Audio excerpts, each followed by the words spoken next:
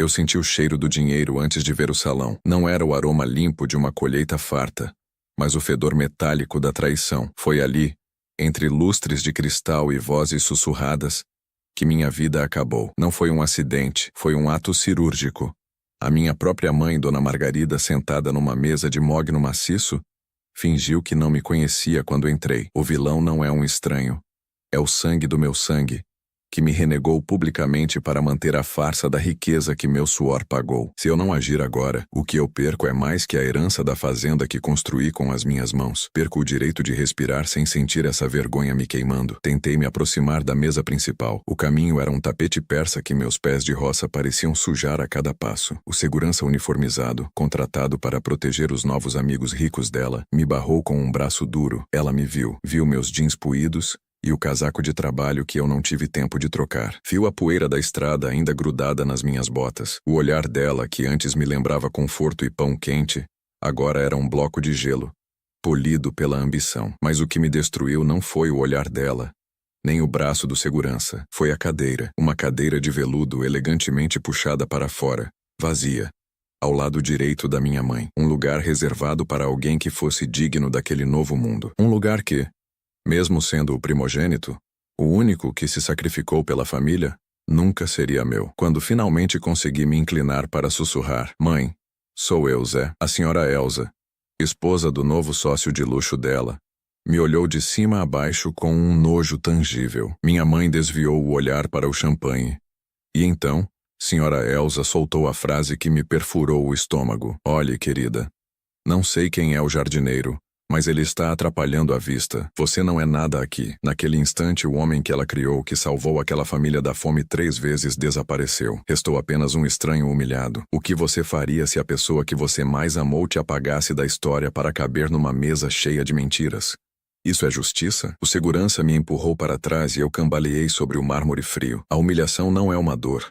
É um peso que te afunda. É o som do riso contido dos convidados ricos que assistiam à cena do jardineiro expulso. Aquele empurrão não doeu no meu corpo de 40 e poucos anos, moído pelo sol e pelo trabalho na fazenda. Doeu na alma. Doeu porque vinha do mundo que minha mãe escolheu. O mundo que era o oposto de tudo que tínhamos construído com sacrifício. Eu me lembro da promessa que fiz a meu pai no leito de morte há 20 anos. A fazenda estava endividada. A geada tinha matado a safra.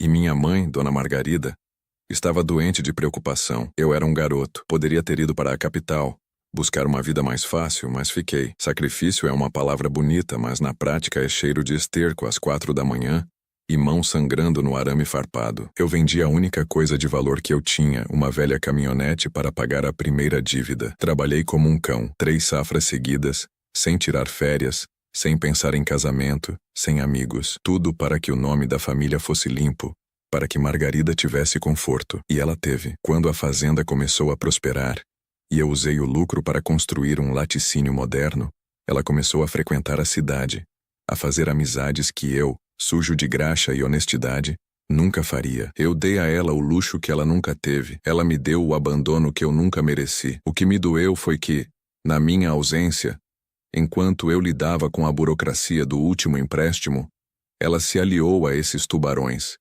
Esses novos sócios que falavam de cifras que eu mal podia calcular. Ela estava vendendo a minha vida, o meu suor, para caber naquele salão. Ela me olhou e viu a prova viva de quem ela realmente era. Uma mulher pobre da roça, que só subiu na vida pelo esforço do filho. Ela me odiou por lembrá-la disso. Eu cambaleei para fora do salão. A luz da lua, fria e indiferente, não ofereceu consolo. Olhei para o relógio velho no meu pulso. Era tarde. Mas havia algo que eu precisava confirmar. Algo que não era apenas o abandono, mas a prova de que a traição ia além do constrangimento social. Voltei para a fazenda de madrugada. A casa, antes cheia de vida, estava silenciosa. E foi na gaveta do escritório, onde eu guardava os documentos do laticínio, que encontrei a virada emocional que transformou a dor em fúria fria. Um envelope pardo, com a logomarca de um cartório que eu não reconhecia, e dentro, o rascunho de uma procuração que transferia a maior parte das cotas do laticínio para um nome: Senhora Elza, a mesma que disse: "Você não é nada aqui." Minha mãe não estava apenas me ignorando. Ela estava me roubando. O papel pardo amassado na minha mão pesava mais que 1 tonelada de feno. Eu estava na penumbra do escritório às 4 da manhã, e a lâmpada fraca sobre a escrivaninha parecia um olho acusador. Aquele rascunho de procuração era a sentença de morte do meu legado. Não era apenas o laticínio.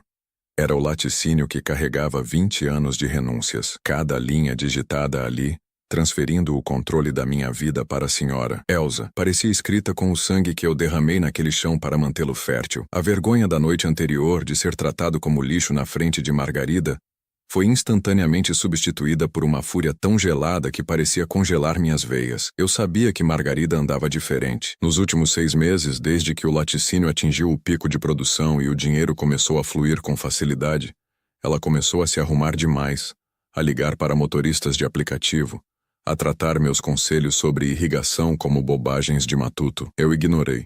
Eu, o tolo, acreditava à velhice e ao desejo dela por uma vida social que eu, trabalhando, não podia oferecer. Lembrei-me agora, com um calafrio no estômago, de um almoço de domingo onde ela mal me ouviu falar sobre os novos tanques de resfriamento, focada em responder mensagens no celular, rindo com emojis exagerados. Ela estava construindo uma nova vida. E nessa nova vida, o filho sujo de trabalho era um estorvo. Uma nota de rodapé embaraçosa. O medo, aquele medo viscoso de perder tudo, começou a apertar minha garganta. Eu peguei a pasta de couro antiga, onde eu guardava os documentos mais importantes da empresa. O contrato social, os registros de propriedade da terra, os títulos de crédito. Comecei a revisá-los compulsivamente. Cada folha era examinada sob a luz amarela, buscando por assinaturas forjadas, anexos escondidos, ou cláusulas que eu, na minha inocência de produtor rural, pudesse ter deixado passar despercebidas. Eu era bom com a terra, com o gado, com a máquina. Eu era péssimo com a letra miúda dos homens de terno. Eu soube então que a injustiça não vinha só do abandono, mas da exploração da minha confiança. Foi ali que percebi o primeiro furo real no meu escudo de segurança. A cópia do contrato social a que deveria estar ali não estava. Em seu lugar, havia apenas uma anotação manuscrita de Margarida, com sua letra ligeiramente trêmula, com Dr. Otávio, para ajustes fiscais. Dr. Otávio era um advogado da cidade grande que ela havia contratado, sob o pretexto de economizar impostos, 1 mês antes. Eu tinha confiado nela cegamente, como um filho confia na mãe. Ela me havia dito que eram apenas documentos de rotina para otimizar os lucros e eu, exausto das 12 horas diárias na ordenha, assinei onde ela indicou, sem ler as setas de papel adesivo. A verdade é que eu sabia que não devia ter assinado sem ler cada palavra, mas eu estava cansado, e a voz dela era doce, maternal, prometendo alívio. Naquele momento, eu não tinha mais dúvidas. Ela havia me traído e me vendido para esses novos amigos. Senhora Elsa não era apenas uma sócia de luxo. Ela era a beneficiária de uma manobra legal que estava sendo executada pelas minhas costas. Eu me levantei, sentindo um tremor que vinha das profundezas do meu estômago. Eu precisava agir. Mas como? Enfrentar Margarida agora? Ela negaria. Enfrentar Senhora Elsa? Ela riria na minha cara e chamaria o segurança de novo. Eu tinha que encontrar o contrato social original. Liguei para meu contador, o Sr. Osório, um homem honesto de 60 anos que trabalhou comigo desde o início. Liguei 3 vezes, ignorando a hora absurda. Na 4ª tentativa, Osório atendeu, com a voz embargada pelo sono. Zé, o que houve? Está tudo bem na fazenda? Eu respirei fundo, tentando manter a voz estável, mas o medo de denunciar minha própria mãe me fazia suar frio. Eu não podia dizer a ele o que eu suspeitava. Não ainda. Osório, preciso de uma cópia do contrato social do laticínio Flores. A minha cópia sumiu daqui. Você teria uma reserva? Osório hesitou do outro lado da linha, e a pausa dele foi longa demais. Zé, eu não tenho a mais recente. Dona Margarida retirou todos os documentos há 2 semanas. Ela disse que o doutor Otávio ia revisá-los. Ela assinou um termo de retirada. O ar faltou nos meus pulmões. O termo de retirada. Ela não agiu sozinha. Ela agiu de forma calculada. A esperança de que tudo não passasse de um erro, de um mal-entendido, evaporou. Senti a vergonha me invadir novamente. Vergonha de ser tão ingênuo, de ter sido manipulado por quem devia me proteger. Eu estava nu perante a lei e perante aqueles abutres. Se ela tinha retirado os documentos do contador, isso significava que o plano estava em estágio avançado. Eu estava à beira do abismo. Eu precisava de um plano que não envolvesse gritos, pois gritos seriam facilmente abafados pela riqueza e pela influência deles. Eu precisava de prova sólida, de um advogado que não pudesse ser comprado, mas eu era o pobre homem da roça, e eles eram os donos da cidade. Lavei o rosto na pia, tentando afastar a imagem da cadeira vazia ao lado de minha mãe. Aquela cadeira era o símbolo da minha exclusão. E agora eu entendia. Ela estava reservada para o próximo sócio, aquele que realmente importava para ela. Eu não podia confiar no Dr. Otávio, o advogado que ela contratou. Eu precisava ir à capital, encontrar alguém de fora da rede de contatos dela. Mas sair da fazenda agora era arriscado. Se eu abandonasse a propriedade, ela poderia usar isso contra mim. A fazenda, no final das contas, estava registrada em nome da família, mas a maior parte da produção e do lucro dependia do meu trabalho diário. Eu decidi esperar. Esperar Margarida voltar daquela festa imunda e encará-la, não como o filho humilhado, mas como o sócio traído. Meu plano era simples: fingir que não sabia nada sobre a procuração e observar suas reações, buscando uma confissão, um lapso, algo que me desse uma vantagem. O sol começou a surgir, pintando o horizonte com um vermelho que parecia o prenúncio de sangue. Eu sentei na varanda, sentindo o cheiro da terra úmida, o único cheiro honesto que restava na minha vida. O medo de perder tudo se transformou numa determinação fria. Eu daria a minha vida se preciso fosse para proteger o que meu pai e eu havíamos construído. Eu não era nada para a senhora Elsa, e aparentemente nem para minha mãe, mas a fazenda era a minha alma, e eu a defenderia com dentes. Ela chegou perto das 5 da manhã, quando a luz da cozinha ainda era artificial e a madrugada cheirava a orvalho e leite. O som do motor de luxo parando na frente da casa parecia um insulto ao silêncio da roça. Margarida entrou, carregando um casaco de pele falsa e um aroma sufocante de perfume caro. O contraste entre ela, radiante de maquiagem e joias emprestadas, e eu, sentado à mesa com uma caneca de café frio e a poeira da fazenda em mim, era brutal. Ela parecia uma turista na nossa própria casa. Ela tentou passar direto, ignorando minha presença, mas eu bloqueei o caminho. A festa foi boa, mãe. Minha voz estava baixa, controlada, o que a assustou mais do que se eu tivesse gritado. Ela encolheu os ombros, tentando se livrar do casaco, evitando meu olhar. Maravilhosa, Zé. Negócios. Coisas que você não entenderia. Ali estava, o novo muro que ela construiu, feito de desprezo e superioridade financeira. Ela queria que eu a visse como uma empresária de sucesso, e não como a Margarida que eu salvei da miséria. Eu respirei fundo, forçando a lembrança da noite anterior. Você me viu, Margarida. Você viu o segurança me barrar. Você ouviu a senhora Elsa dizer que eu não era nada. E você ficou quieta. Não apenas isso. Havia uma cadeira vazia ao seu lado, feita para alguém importante. E você me deixou no corredor. A injustiça me subiu à cabeça. Eu não estava pedindo caridade. Eu estava exigindo o mínimo de dignidade de quem deveria ser meu porto seguro. O que eu perdi na frente daquelas pessoas foi minha honra. E quem a queimou foi a minha mãe. Ela finalmente me olhou. E o que vi não foi culpa, mas irritação. Você tem que parar de ser tão dramático, Zé. O segurança estava fazendo o trabalho dele. Você não estava vestido apropriadamente. Eles são pessoas importantes. Se você quer estar na minha roda, precisa se portar como tal. Você é um homem da roça, Zé. Você não tem tato. Ela tentou me fazer sentir culpa por ser quem eu era.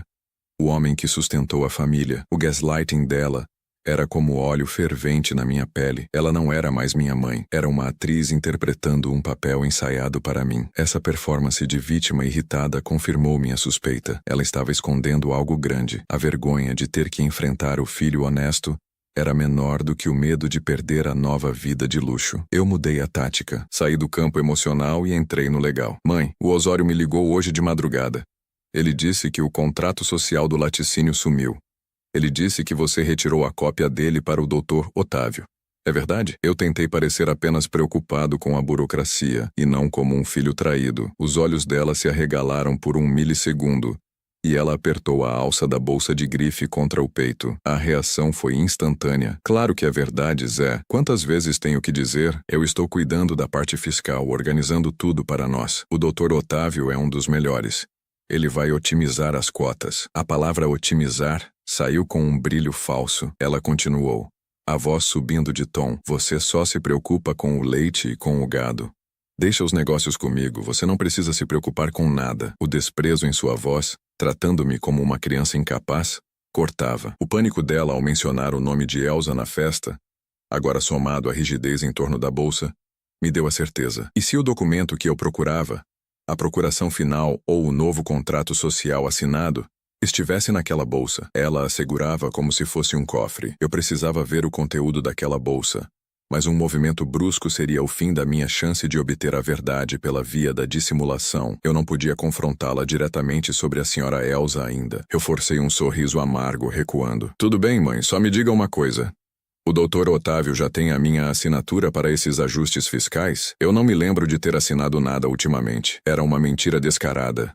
Eu sabia que tinha assinado na correria, mas eu precisava dela para confirmar o crime. Ela relaxou um pouco, aliviada por eu ter recuado. Sim, Zé. Você assinou. Estava junto com aqueles papéis do empréstimo do maquinário. Coisas simples, não se preocupe. A vergonha que senti por ter sido tão facilmente enganado era excruciante. Ela me entregou à sorte dos lobos e me fez assinar minha própria sentença de morte, disfarçada de papelada de empréstimo. Eu sabia que ela estava de saída de novo. Esse era o ritmo dela agora. Fugir para a cidade e voltar apenas para dormir. Eu precisava de um plano para ter acesso àquela bolsa ou ao escritório do Dr. Otávio, antes que o papel final fosse protocolado em algum cartório. Eu precisava de prova legal e rápido, ou a fazenda estaria perdida. Com Margarida novamente fora da fazenda, ela alegou ter um brunch de negócios com a senhora Elsa. O silêncio da casa se tornou opressor. Eu sabia que tinha pouco tempo. O Dr. Otávio não esperaria.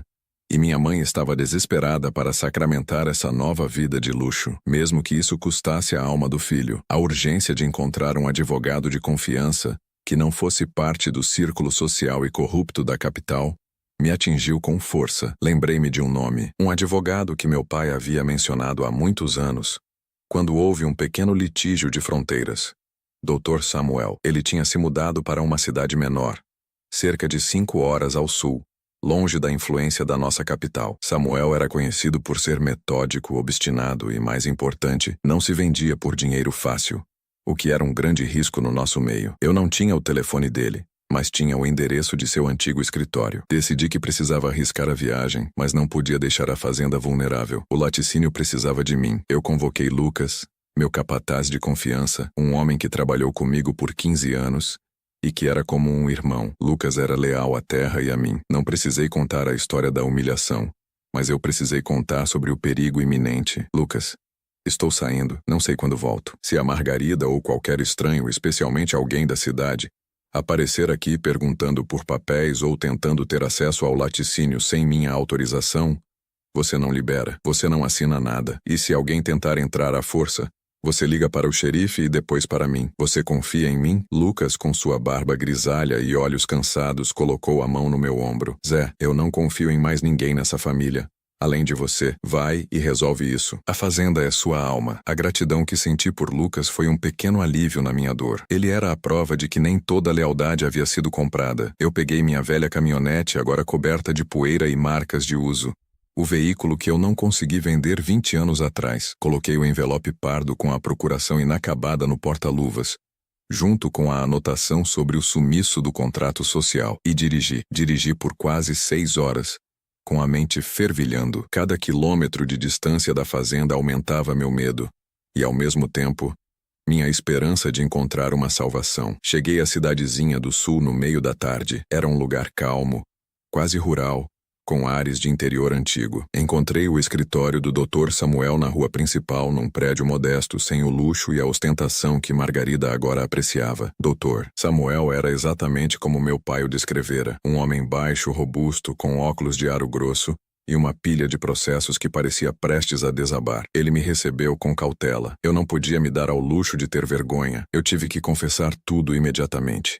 Comecei pelo momento visceral no salão. Minha mãe me renegou na frente dos sócios. Me chamaram de jardineiro, mas essa não é a pior parte, doutor. Ela me fez assinar documentos para transferir o laticínio para terceiros. Eu confiei no sangue do meu sangue. Eu lhe mostrei o rascunho da procuração e a nota de retirada dos documentos. Dr. Samuel analisou os papéis com a frieza de um cirurgião. Ele não demonstrou emoção, o que era exatamente o que eu precisava. Ele usou uma lupa para examinar a letra da minha mãe na procuração. Isso aqui, ele disse, apontando para a procuração. Se concluído, é o fim do seu negócio, Sr. Zé. É uma cessão de cotas quase total em favor desta senhora Elsa. Você não terá controle, e o lucro será todo dela. O fato de Dona Margarida ter retirado o contrato social do seu contador É a prova de que ela estava preparando o terreno. A injustiça me atingiu novamente. Mas agora com peso legal. Eu não era apenas um filho rejeitado. Eu era uma vítima de fraude. Doutor, o que fazemos? Eu não tenho muito dinheiro agora, mas eu darei o que for preciso. Se eu perder a fazenda, eu perco a minha vida. Dr. Samuel me olhou por cima dos óculos. Não se preocupe com honorários agora, Zé. Vamos focar no processo. O seu maior problema é a sua assinatura. Se você assinou um documento, mesmo que de boa fé, é legalmente difícil reverter, a menos que possamos provar uma coisa: coação ou vício de consentimento. Mas para isso precisamos saber o que exatamente você assinou e onde esse novo contrato social foi registrado. Ele me deu a primeira centelha de esperança. Uma esperança dura, pragmática. A missão era clara: conseguir o máximo de informação possível sobre o Dr. Otávio e, principalmente, descobrir onde o novo contrato social e a procuração final seriam protocolados. Tínhamos que chegar lá antes que fosse tarde demais. Eu senti uma nova determinação. Eu estava sendo caçado, mas agora eu tinha um aliado. Eu não era mais o nada que a senhora Elsa disse. Eu era o homem que tinha acabado de encontrar um advogado de elite no meio do nada, um homem disposto a lutar pela justiça. Dr. Samuel me instruiu a voltar para a fazenda e agir com extrema cautela. Você precisa descobrir o que o Dr. Otávio está fazendo, Zé. Precisamos saber onde ele vai registrar os documentos. Cartórios são a chave. Se o registro for feito, a reversão será 10 vezes mais difícil. Finja que aceitou a situação, que está ocupado demais com a fazenda para se importar com os ajustes fiscais da sua mãe. Faça ela baixar a guarda. Eu voltei para casa naquela mesma noite, o cansaço da viagem misturado à adrenalina da espionagem. Eu era um homem da roça que agora tinha que fingir ser um bobo alegre, enquanto tentava desmantelar a conspiração de Margarida e seus novos amigos. A vergonha de ter que enganar minha própria mãe era quase insuportável, mas o medo de perder o sustento da minha vida era maior. No dia seguinte, Margarida estava em casa pela primeira vez em semanas, preparando-se para mais uma saída. Ela estava de bom humor, relaxada, o que me fez suspeitar que o plano dela estava muito próximo da conclusão. Eu me aproximei dela na cozinha, agindo como o filho obediente e preocupado com a produção. Mãe, desculpa por aquele meu surto.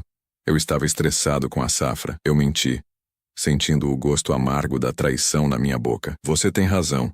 Eu sou um bobo para essas coisas de papelada. É melhor você e o Dr. Otávio cuidarem disso. Me diga só, para quando está previsto esse acerto de contas? Quero garantir que o laticínio esteja rodando liso para o novo investimento. A isca funcionou. Ela sorriu um sorriso falso e satisfeito, como se tivesse finalmente domesticado o filho. Que bom que você entendeu, Zé. É para o bem da família? O Otávio vai finalizar o processo na próxima semana. A senhora Elsa está ansiosa para começar a otimização. É uma papelada simples, um registro de protocolo no segundo cartório da capital e pronto. Ela mencionou o cartório com a mesma naturalidade com que falava do tempo. O segundo cartório da capital. Bingo. A informação que eu precisava. O plano de ataque se materializou na minha mente. A próxima semana. Eu tinha menos de 7 dias. Eu precisava de uma pista concreta do documento que eu assinei. Eu tinha que voltar para o escritório do Dr. Otávio sem ser visto. Mas como um homem do campo sem conexões na cidade entraria no escritório de um advogado de elite? Lembrei-me da senhora Elsa. O ódio dela por mim era a minha arma. Ela era arrogante e desleixada. Ela e Margarida frequentavam um clube de golfe chique às terças-feiras de manhã. Se eu pudesse segui-las, talvez pudesse encontrar uma oportunidade. Na terça-feira, eu peguei a caminhonete e me dirigi à capital, parando em um ponto estratégico para observação, longe do clube de golfe, disfarçado de motorista de entrega. Esperei por 4 horas, sentindo a vergonha de ser um espião na minha própria vida. Finalmente, Margarida e Elsa saíram, rindo, entrando em um carro de luxo. Mas antes de sair, Elsa parou para falar ao celular. Ela estava segurando uma pasta preta, idêntica àquelas que carregavam documentos confidenciais. No rascunho da procuração havia um nome: Renato, o motorista particular de Elsa. Eu me lembrei de ter visto o nome dele na nota fiscal de um serviço que o laticínio prestou para a casa de Elsa. O motorista era a chave. Ele sabia dos horários dela, das rotas e possivelmente onde ela guardava os documentos quando não estava com eles. A esperança me empurrou. A injustiça ia ser combatida com a inteligência. Eu não era sofisticado, mas era determinado. Eu tinha o nome do cartório e uma semana de prazo. Minha missão agora era clara: encontrar Renato, o motorista, e suborná-lo ou forçá-lo a me dar informações sobre a pasta preta e o paradeiro exato do novo contrato social. Eu tinha que colocar a mão na prova antes que minha própria mãe acabasse de me enterrar legalmente. Encontrar Renato foi surpreendentemente fácil. Motoristas particulares em cidades grandes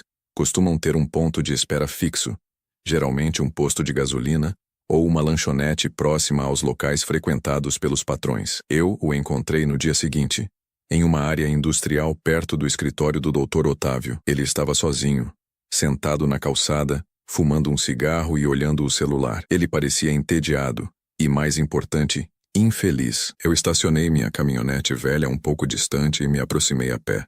Ele era um homem jovem, com menos de 30 anos, usando o uniforme impecável da senhora Elsa. Renato, certo? Eu perguntei, com a voz baixa e grave. Ele levantou a cabeça desconfiado, avaliando minhas roupas de trabalho. Quem é o senhor? Sou Zé. Eu sou o dono do laticínio Flores, onde sua patroa, a senhora Elsa, está tentando se tornar sócia. Ou melhor, a dona. Eu joguei a bomba sem rodeios. Não havia tempo para rodeios. Eu sei o que está acontecendo. Eu sei que ela e minha mãe estão tentando passar por cima de mim, usando papéis assinados, sob falsidade. O medo cruzou o rosto de Renato. Ele sabia de algo. Ele engoliu em seco e apagou o cigarro com a ponta da bota. Não sei do que o senhor está falando. A negação era fraca. Sabe sim, eu insisti, abaixando-me para ficar no nível dele. Eu sei que a senhora Elsa não te trata bem. Eu vi como ela te trata, como um lixo, mas eu também sei que você é um homem que precisa do salário. Eu não estou aqui para te demitir. Estou aqui para te pagar muito mais. Eu tirei um maço de notas dobradas do bolso. Não era uma quantia enorme, mas era mais do que ele ganharia em um mês. Eu o encarei com a intensidade de quem está perdendo tudo. Renato, eu construí aquela fazenda do zero. Se eu perder isso, minha vida acaba. Sua patroa me humilhou, mas ela também me roubou. Você pode me ajudar a provar isso? Se você me der as informações que preciso, esse dinheiro é seu. Eu só preciso de uma coisa: saber onde a senhora Elsa guarda a pasta preta de documentos quando ela não está com ela, e se você viu o contrato social ou a procuração final. O dinheiro e o medo de ser descoberto pesaram na consciência dele. Ele hesitou por um longo minuto, olhando para os lados.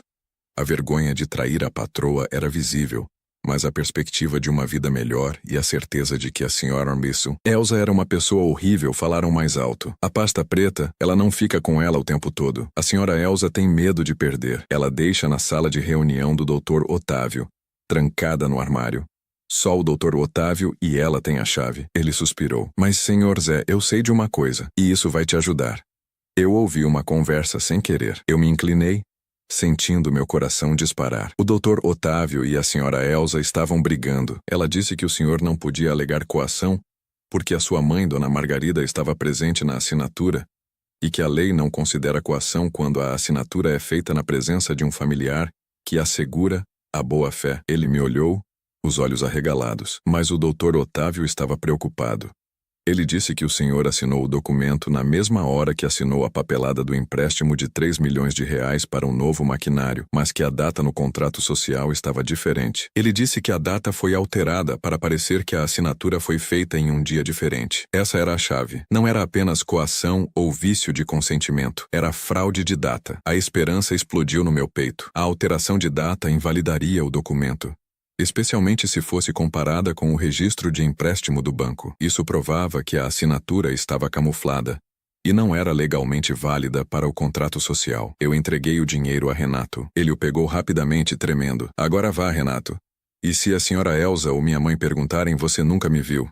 Sua vida depende disso. Eu voltei para minha caminhonete, o mapa do segundo cartório da capital na minha mente, e a informação crucial sobre a alteração de data. Eu tinha que ligar para o Dr. Samuel imediatamente. A humilhação e a dor da rejeição agora eram combustível para a minha luta por justiça. Liguei para o Dr. Samuel imediatamente, relatando a informação de Renato sobre a alteração da data e o local de arquivamento dos documentos. A sala de reunião do Dr. Otávio. O advogado me ouviu com atenção profissional. Zé, isso é ouro, ele disse, a voz cheia de energia pela primeira vez. Se a data no contrato social for diferente da data no contrato de empréstimo, podemos provar a fraude e a má-fé. É uma quebra de fé contratual E um vício de consentimento gravíssimo. O fato de sua mãe estar presente e o documento ter sido camuflado como parte da papelada do empréstimo fortalece nosso caso de coação moral. Dr. Samuel me instruiu a entrar em contato urgente com o banco que concedeu o empréstimo do maquinário. Eu precisava de uma cópia autenticada e datada do meu contrato de empréstimo. Isso seria a prova incontestável contra a fraude do Dr. Otávio. Eu passei o resto do dia na capital, enfrentando a burocracia bancária. Finalmente, consegui o documento. A data da minha assinatura no empréstimo era a última quinta-feira do mês passado. Eu enviei uma cópia digitalizada imediatamente para Dr. Samuel, que prometeu redigir uma petição de urgência. Enquanto eu voltava para a fazenda, exausto, recebi uma ligação de Lucas, meu capataz. Sua voz estava tensa, quase de pânico. Zé, o pessoal da cidade está aqui. Estão na porta do laticínio. É a dona Margarida, o Dr. Otávio e um homem forte. Eles vieram com uma ordem, Zé. Dizem que tem direito a uma inspeção de sócio. O ataque começou. Eles sabiam que eu estava no rastro deles e estavam tentando tomar posse física do meu negócio para consolidar a manobra legal antes que eu pudesse reagir. O medo me paralisou por um segundo, mas a fúria pela injustiça me deu força. Lucas, não abra a porta. Não deixe que eles sequer encostem no maquinário. Você não está autorizado a permitir nenhuma inspeção sem a minha presença. Eu estou chegando. Ligue para o xerife local agora e relate invasão de propriedade. Eu acelerei a caminhonete, o motor gritando na estrada de terra. A cada quilômetro, eu pensava na minha mãe, liderando esse assalto à minha vida. Ela havia atravessado uma linha irreversível. Não era mais apenas sobre dinheiro ou humilhação social. Era sobre destruir o meu legado para saciar a ganância dela e da senhora Elsa. Cheguei à fazenda 10 minutos depois, jogando a caminhonete de lado. A cena era exatamente como Lucas descrevera. Margarida, impecável e nervosa, estava gesticulando para Dr. Otávio, que carregava uma pasta idêntica à de Elsa. O homem forte, o segurança, estava apoiado na porta do laticínio, tentando forçar a entrada. Quando Margarida me viu, seu rosto se contorceu de raiva, não de culpa. Zé, que bom que chegou. O Dr. Otávio precisa fazer uma inspeção de rotina. É uma exigência dos novos sócios. Que novos sócios, mãe? Minha voz estava fria como gelo. Aqueles que me chamaram de jardineiro e disseram que eu não era nada? Ou aqueles que você está tentando incluir na empresa com documentos fraudados? O Dr. Otávio deu um passo à frente, com a voz escorregadia e profissional. Senhor Zé, eu sou o representante legal da cota majoritária. Sua mãe é a sócia administradora legalmente. Você não tem cota majoritária nenhuma, doutor. Você e minha mãe me fizeram assinar um documento de cessão de cotas, camuflado como empréstimo de maquinário. E o pior, a data da minha assinatura foi adulterada. Eu tenho a prova do banco que a sua data é falsa. O rosto do Dr. Otávio perdeu a cor. Margarida, desesperada, tentou intervir. Zé, pare com essa loucura. Isso é para o seu bem. Não é para o meu bem, Margarida. É para o seu luxo. E para o da senhora Elsa. Eu encarei o segurança. Você não vai entrar no meu laticínio. Eu sou o único administrador legalmente ativo até que a justiça diga o contrário. O xerife está a caminho. O segurança recuou, percebendo que a situação se tornaria violenta e legalmente perigosa. Dr. Otávio, vendo que a tomada de posse física falhara, puxou Margarida pelo braço. Eles se retiraram, mas a ameaça pairava no ar. A vergonha era minha inimiga. A prova de fraude era a minha esperança. Eu sabia que essa tentativa frustrada faria o Dr. Otávio acelerar o protocolo no segundo cartório. Eu tinha, no máximo, 2 dias. A corrida contra o tempo tinha acabado de começar de verdade. A noite após o confronto na fazenda foi a mais longa da minha vida. Eu mal consegui dormir. O Dr. Samuel ligou, confirmando que tinha anexado a cópia do empréstimo bancário à petição de urgência. Ele estava tentando um mandado judicial que impedisse o segundo cartório da capital de registrar qualquer alteração no contrato social do laticínio Flores, citando forte suspeita de fraude. Zé, o sistema judiciário é lento. Eles podem protocolar o pedido a qualquer momento e a decisão pode demorar. Precisamos que o juiz veja a evidência de fraude o quanto antes. Ele me alertou. A pressão era esmagadora. Se eles registrassem, mesmo que o documento fosse fraudulento, a burocracia para reverter a situação poderia levar anos e esgotar meus recursos. Eu não podia esperar. Eu precisava de algo mais. Eu precisava do original. Eu voltei a ligar para Renato, O motorista. Eu precisava saber se o doutor Otávio tinha voltado ao escritório depois da humilhação na fazenda, e se a pasta preta ainda estava na sala de reunião. Renato confirmou que Otávio estava furioso e que havia ido ao escritório para reorganizar a papelada e preparar a submissão ao cartório na manhã seguinte. A pasta preta estava lá. A esperança se fundiu com a necessidade de cometer um ato desesperado. Eu sabia que não devia invadir um escritório de advocacia, mas a lei naquele momento era lenta demais para proteger a minha vida. Eu precisava da prova física para mostrar ao juiz que a alteração da data era real. Na calada da noite, eu voltei à capital. Não usei minha caminhonete.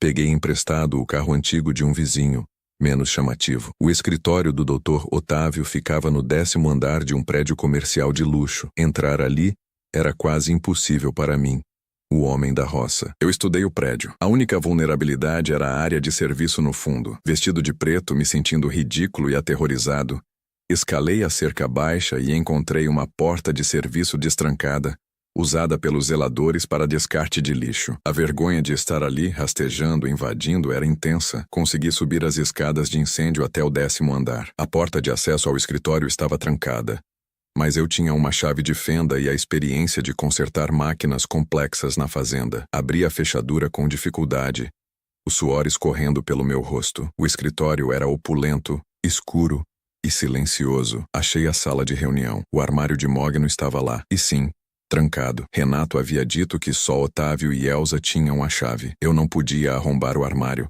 pois o dano seria prova de invasão. Eu procurei nos arredores, e então vi, em uma pequena escrivaninha lateral, Otávio havia deixado um maço de chaves pendurado, presumivelmente as chaves auxiliares. Eu peguei a chave que parecia mais robusta e testei no armário. O clique que ouvi foi o som da minha salvação, ou da minha ruína. Lá dentro, na primeira gaveta, estava a pasta preta. Eu a abri, as mãos tremendo. Dentro, havia vários documentos. Eu encontrei o contrato social que ele havia escondido. Olhei para a data da minha assinatura. Estava datada de 3 dias antes da data real do empréstimo bancário. A prova de fraude estava ali, nas minhas mãos. Eu tirei fotos de alta resolução do documento, do cabeçalho e da data fraudada, usando meu celular. E o mais importante, peguei o documento original, substituindo-o por uma cópia em branco que eu tinha levado, na esperança de que demorassem a notar a ausência. Antes de sair, meu olhar caiu sobre um envelope na mesa de Otávio endereçado à minha mãe. Abri-o rapidamente. Era um recibo. Margarida havia recebido uma comissão de parceria de R$200 mil, paga pela senhora Elsa, pela facilitação da cessão das cotas. A traição tinha um preço, e o preço dela era R$200 mil e a destruição da vida do filho. A vergonha e a injustiça atingiram um pico. Ela não só me vendeu, como recebeu um pagamento por isso. Eu saí do prédio tão silenciosamente quanto entrei. A pasta preta escondida sob o casaco. Eu tinha a prova, mas agora eu era um ladrão, com a mão suja, lutando por algo que me era legítimo. Cheguei ao escritório do Dr. Samuel antes do sol nascer. Eu estava pálido e cheirando a suor frio, mas eu tinha o documento original. Eu coloquei a pasta preta na mesa dele, junto com o recibo de comissão de R$200 mil de Margarida. Eu tenho o original, doutor, e a prova de que ela foi paga para me trair. Dr. Samuel examinou o contrato social e o recibo. Ele comparou as datas. A diferença era gritante.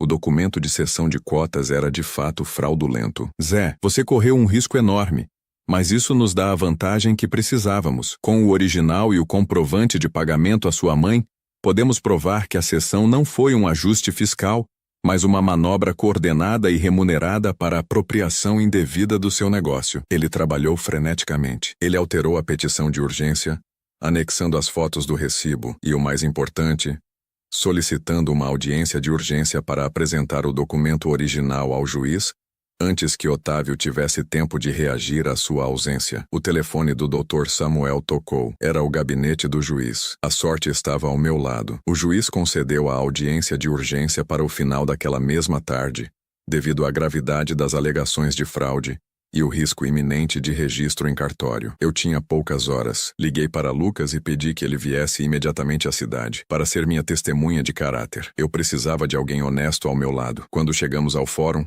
o clima era tenso. Dr. Otávio e a senhora Elsa estavam lá, impecavelmente vestidos, mas com olhares nervosos. Eles ainda não sabiam que eu tinha o contrato social original. Margarida também estava presente, sentada sozinha, parecendo pálida e assustada. Ela me viu e desviou o olhar com vergonha. A audiência começou. Doutor, Samuel apresentou nosso caso com a frieza de um mestre. Ele começou com a humilhação pública e o histórico de sacrifício. O Sr. Zé construiu essa empresa do zero, abrindo mão da própria vida pessoal. Sua mãe, Dona Margarida, vendeu a ele uma mentira, vendendo o laticínio para esta senhora Elsa, sob a alegação de ajustes fiscais. O advogado de Otávio, um homem arrogante e gordo, zombou. Excelência, são apenas boatos de um filho mimado que não entende de finanças. O contrato social foi assinado de boa fé, com a presença da sócia administradora, sua própria mãe. Foi a deixa para o Dr. Samuel. Excelência, não apenas a assinatura foi obtida sob coação moral,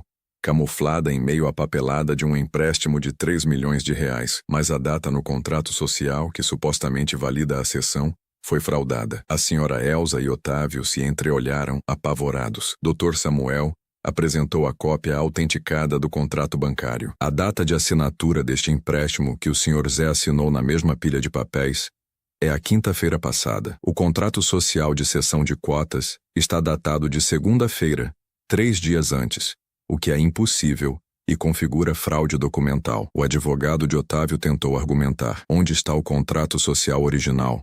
É apenas a palavra dele contra o documento. Dr. Samuel sorriu. Um sorriso de satisfação fria. Eu tenho o original, Excelência. Ele abriu a pasta preta, que Otávio reconheceu imediatamente, e colocou o documento na mesa do juiz. O juiz analisou a data e, em seguida, o comprovante bancário. As datas são incompatíveis. O vício de consentimento é claro e a fraude é evidente. O juiz declarou a voz grave e autoritária. Então Samuel deu o golpe de misericórdia. Ele apresentou o recibo de 200 mil reais de Margarida. Sua mãe, Dona Margarida, foi remunerada pela senhora Elsa para facilitar essa fraude, como prova este comprovante de comissão de parceria. Margarida desabou em lágrimas, soluçando de vergonha. A cadeira vazia na festa, o símbolo da minha exclusão, agora parecia um banquinho de réu para ela. Ela havia me destruído por 200 mil reais. A vergonha era a minha, mas a culpa era dela. O juiz foi rápido, considerando a prova de fraude documental e o comprovante de pagamento à sócia administradora. Eu emito uma liminar de urgência. O contrato social de cessão de cotas está suspenso e nulo. O segundo cartório da capital está proibido de registrar qualquer documento relativo ao laticínio Flores.